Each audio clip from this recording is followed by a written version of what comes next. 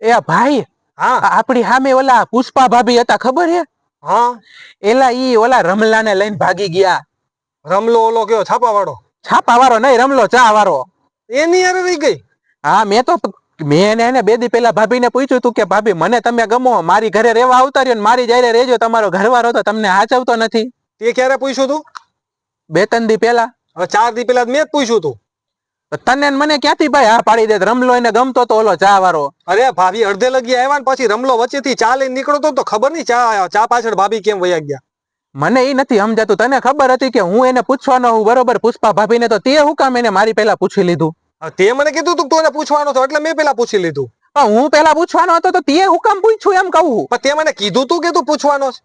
મેં તો કીધું જ તું ને, તું તારા મોઢે અત્યારે બોલ્યો કે મેં તને કીધું તું કે હું ભાભીને પૂછવાનું, તોય તે મારી પેલા પૂછી લીધું એને. એનો ઘરવાળો અત્યારે અમેરિકામાં હે, બરાબર હે, તો મને એમ કે કદાચ આપણને જે હોય હાલ ને. તને તો એમ જ હોય ને કદાચ વારા ફરતી વારો ને તારા પછી મારો થઈ જાય તો ન્યા. એવું ન કરવાનું. હાલી હું નીકળો હો કઈ સમૂહ લગન હે.